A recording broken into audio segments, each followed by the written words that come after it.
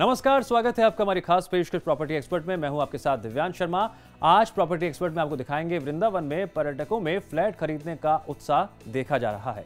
साथ ही आपको बताएंगे प्रॉपर्टी टिप्स में प्रॉपर्टी खरीदते वक्त कौन कौन सी गलतियों से आप बचें। स्टूडियो में मौजूद हैं हमारे साथ हर बार की तरह प्रॉपर्टी एक्सपर्ट शरद बंसल जी। बंसल जी, आपका बहुत बहुत स्वागत है। इस चर्चा में मौजूद रहेंगे मेरे सहयोगी सौरभ साहनी भी। तो चलिए शुरू करते हैं आज का प्रॉपर्टी एक्सपर्ट।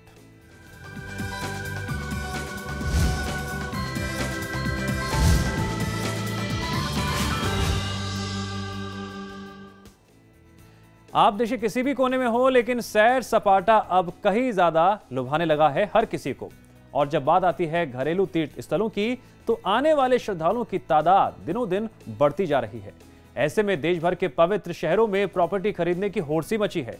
धर्म और आध्यात्म का केंद्र माने जाने वाला श्रीधाम वृंदावन बड़ी तेजी से विकसित होता जा रहा है। लेकिन क्या ऐसी लोकेशंस पर इन्वेस्ट करना सही है? एक नजर वृंदावन पर।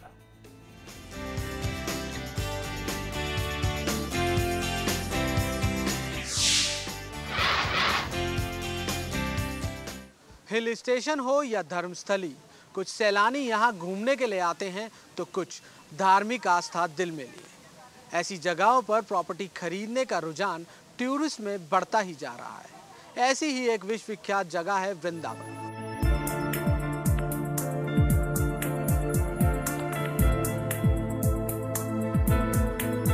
वृंदावन भगवान कृष्ण की लीलाओं से जुड़ा हुआ है।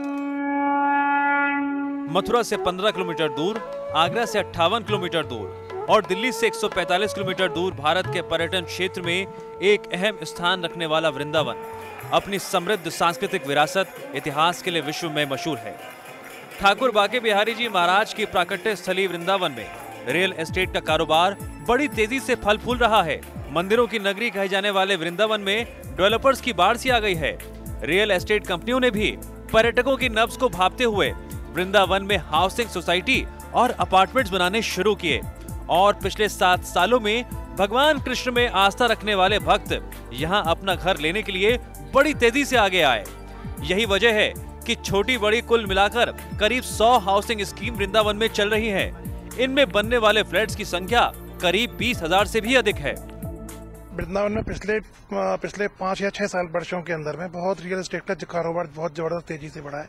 इसके पीछे एक बहुत बड़ा रीजन ये है कि यहाँ लोगों का वृंदावन के प्रति रुझान बढ़ा है। वृंदावन में जो मेन परचेसिंग है वो दिल्ली एनसीआर से है। 70 to 75% जो परचेसिंग है दिल्ली एनसीआर से है और 25% के करीब परचेसिंग जो है रेस्ट ऑफ इंडिया से है। वृंदावन की प्राकृतिक छटा देखने योग्य है। जो भी वृंदावन आता है यहाँ के भक्तिमय माहौल में रच बस जाता है। पूरे वृंदावन में लगभग 5,000 मंदिर हैं। कईयों के मन में जागृति पैदा होती है और यहाँ बार बार आने और रहने की तमन्ना मन में हिलोरे लेनी शुरू हो जाती हैं। पर्यटकों की बढ़ती आवाजाही से वृंदावन का चौतरफा विकास हुआ, तस्वीर बदली। कृष्ण नगरी भी लोगों को रहने के लिहाज से काफी रास आ रही है। चंडीगढ़ के एक व्यवसायी अपनी पत्नी के साथ पिछले 1 साल से वृंदावन में रह रहे हैं। वो बचपन से बिहारी जी के दर्शन करने आते रहे। इस बीच उन्होंने अमेरिका जाकर बसने का मन बनाया, लेकिन फिर उनकी आस्था उन्हें यहाँ ले आई। और जगह का सत्संग और वृंदावन का सोना एक बराबर है। और अगर वृंदावन में सत्संग करोगे तो आप सोचो उसका कितना फल मिलेगा। तो ये बात मेरे दिमाग में इतनी अच्छी तरह से बैठ चुकी है कि मुझे और कई जगह अच्छी नहीं लगती इस वक्त। मैं चाहे दिल्ली जाता हूँ या अपने घर जाता हूँ चंडीगढ़, लेकिन मेरे को ये होता है किसी तरह वापिस पहुंच जाऊँ यहाँ पे। ऐसे कई परिवार जो अक्सर वृंदावन आते हैं, उनके लिए डेवलपर्स ने कई स्कीम्स लॉन्च की और इसका फायदा भी खूब हुआ। इस धर्म स्थली में बन रहे फ्लैट्स को खरीदने की चाहत पर्यटकों में लगातार बढ़ती चली गई। धार्मिक नगरी में ज्यादातर डिमांड मंदिर के आसपास की प्रॉपर्टी की है। इसमें दोहराए नहीं कि वृंदावन का हाल के कुछ सालों में विकास हुआ है। यहाँ बड़ी तेजी के साथ अपार्टमेंट्स बन रहे हैं जिनमें हजारों फ्लैट्स हैं।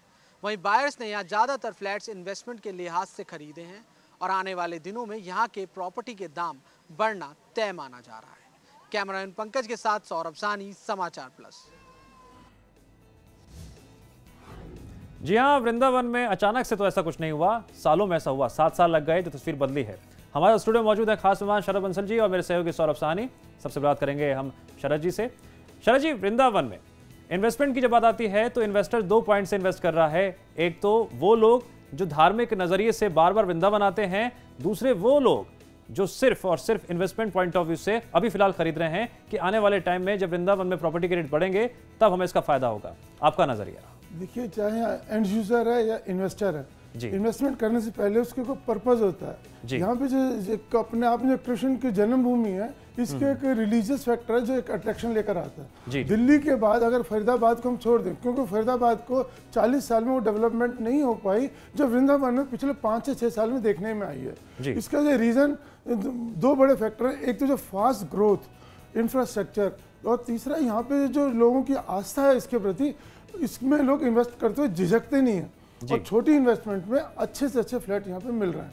इसमें हाउसिंग के अलावा भी जो इंफ्रास्ट्रक्चर आया, यहाँ यूनिवर्सिटीज़ आ रही हैं, कॉलेज आ रहे हैं, इतने अच्छे अच्छे इंस्टीट्यूट आ रहे हैं, और रोड नेटवर्क तो इतना बढ़िया बन रहा है। जैसे जमुना एक्सप्रेसवे का है, आगरा का NH2 इसकी भी वाइडनिंग हो रही है। इस रोड की और इसकी इम्प्रूवमेंट और फ्लाईओवर जो बन गए हैं, इसका पूरी के पूरी इसके ऊपर इम्पैक्ट पड़ा है, इसके डेवलपमेंट ऑफ वृंदावन के ऊपर। यहाँ एक रिलीजियस फैक्टर के साथ साथ जो डेवलपमेंट की ग्रोथ है, इसको जो इन्वेस्टर है इसको ऑब्जर्व करता है, चाहे वो अपना सेकंड होम से बनाए, चाहे रिलीजियस उसके लिए विजिट के लिए बनाए या इन्वेस्टमेंट के लिए। और आने वाले समय में बहुत ही उन्नति होगी, इस एरिया में बहुत ज़्यादा रेट बढ़ेंगे। जी सौरभ, हमने रिपोर्ट में देखा किस तरह से जो ज़्यादातर बायर्स हैं वो दिल्ली से ताल्लुक रखते हैं, और दिल्ली से जो वृंदावन की दूरी है वो एक्सप्रेसवे ने तो और भी कम कर दी है। नतीजतन जो उत्साह है फ्लैट खरीदने का वो और भी बढ़ता जा रहा है।